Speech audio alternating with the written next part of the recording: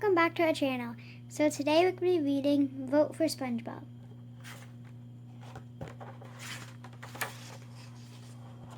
It was a day like any other at the Krusty Krab. SpongeBob was flying, Squidward was grumbling, and Mr. Krabs was counting his money. "Barnacles," he said, "we have come short again. I need me a money-making plan, and I need one quick." Mr. Krabs decided to look around the restaurant for ideas. First, he went up to the well-dressed lady, enjoying her kelp patty. "Ma'am," he asked. "It's fine," but the lady started to say, but Mr. Krabs wasn't listening. "Wonderful. Come again," he said, as he scooted over to the woman with a little boy. The boy had a crown on his head. "Say, Sonny," said Mr. Krabs, "that's quite a crown you have there." "I'm a king," the boy declared. "He wears the crown everywhere," added the boy's mother. "People always ask about it." "They do?" asked Mr. Krabs. "Oh, sure," the woman answered. "People love royalty, you know, kings, queens, princesses, all that stuff." "Is that so?" said Mr. Krabs. An idea was starting to brew in his mind. "Customers will flock to the Krusty Krab when they see what I have in store for them," said Mr. Krabs as he walked away. "We're going to have ourselves a royal election." Mr. Krabs called SpongeBob and Squidward together. "Boys, it has come to my attention that we need some pizzazz around here," he announced. "Pizzazz?" asked SpongeBob. "Is that a new ingredient?" "Hush, SpongeBob," said Mr. Krabs. "We need excitement. We need zest. We also need cash. So I have a brilliant idea. We need a royal Krabby." "Ooh," said SpongeBob, although he wasn't sure what that meant. "The Krusty Krab is going to have an election," Mr. Krabs explained. "And the two of you have been chosen to run for office. The one who gets the most votes will be our very first royal Krabby. "Ooh," SpongeBob repeated. "This is your best idea yet, Mr. Krabs," said Squidward, not excited at all.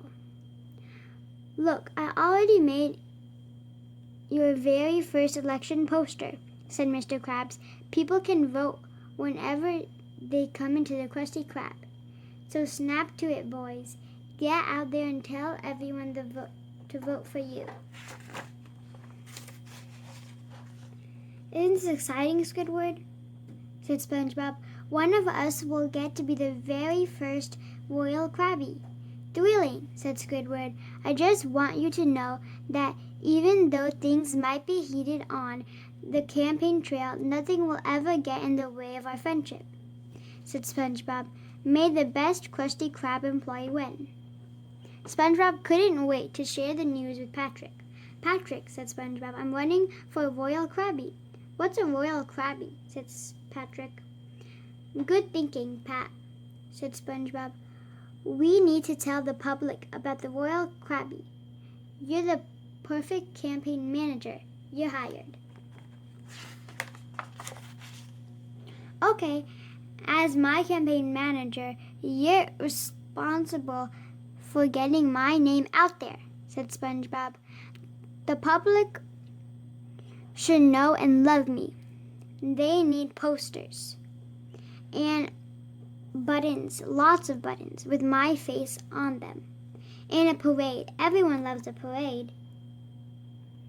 "It's true," said Patrick. "I love a parade."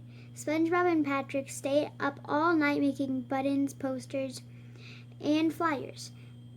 They plastered "Vote SpongeBob" for Royal Krabby posters all over Bikini Bottom.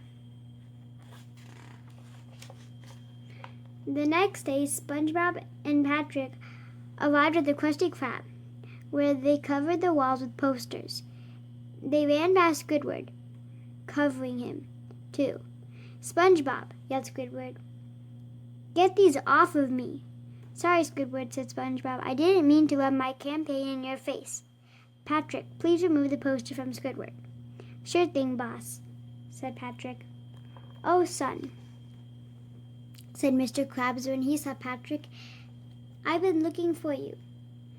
Did you want to discuss official election business?" said SpongeBob. "No," said Mr. Krabs.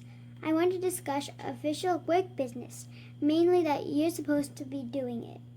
"Oh, Mr. Krabs," said SpongeBob, "I'm too busy campaigning." And before Mr. Krabs could reply, SpongeBob had already out the door. SpongeBob and Patrick went door to door so they could get more people to vote for them. "What are you selling?" asked one man. "Oh, no, sir," said SpongeBob. "I'm running for Royal Krabby, and I would be grateful if you would go to the Krusty Krab to vote for me." "Let me give you a hint, Sponge," said the man. "You need to make some promises about what you're going to do if you want to be elected. That's how things work." He shut the door. "Patrick," said SpongeBob, "I need to come up with more promises." SpongeBob spent the next week campaigning across town, making promises to everyone. "As Royal Krabby, I will have all stores open 24 hours a day. As Royal Krabby, I will babysit your children. As Royal Krabby, I will install more stop signs." He told people whatever he thought they wanted to hear. Back at the Krusty Krab, business was booming, but Mr. Krabs was not happy. Everyone was coming in to vote for Royal Krabby, yet SpongeBob was still nowhere to be found. He was so busy trying to win the election that he had forgotten about the Krusty Krab itself. Mr. Krabs needed SpongeBob back. He decided to call him in. "You know, SpongeBob," said Mr. Krabs when SpongeBob arrived, "one of the finest qualities of Royal Krabby is the love he has for his kingdom, the Krusty Krab. He loves to be in his kingdom as much as possible." "Yes, Mr. Krabs," said SpongeBob, "but my world has become so much larger now, and my people need me." Well, we need you here, too," said Mr. Krabs. "And I have a surprise." "A surprise?" asked SpongeBob. "Yes," said Mr. Krabs. "The election is over. I'm going to tally the votes." "But Mr. Krabs," said SpongeBob, "I haven't finished campaigning. I still have to have a rally and a debate with Squidward and the parade." "Sorry, said Mr. Krabs. It's decision time." He disappeared into his office to count the votes. A few minutes later, Mr. Krabs emerged. "The winner is SpongeBob," he said. "Congratulations. Here's your royal scepter. Now get to work." "But Mr. Krabs," said SpongeBob, "don't I have special duties?" "Of course," said Mr. Krabs. "You're responsible for making everyone who steps foot into the kingdom of the Krusty Krabs feel welcome. You make sure that the Krabby Patties are edible and that the kingdom is always clean." "What about all the promises I need to fulfill?" asked SpongeBob. "You can fulfill them after work," said Mr. Krabs. "Mr. Krabs, sir," said SpongeBob, "as your first Royal Krabby, I will do you and the people of Bikini Bottom proud. I will not disappoint." "That's fine," said Mr. Krabs. "You can even have a dish named after you, the Royal Krabby Patty, with fried sea onions and extra pickles," asked SpongeBob. "Whatever you like."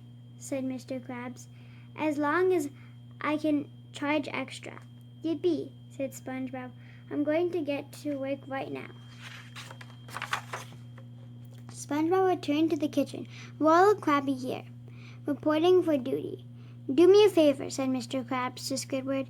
"The next time I say I have a brilliant idea, tell me to keep my mouth shut."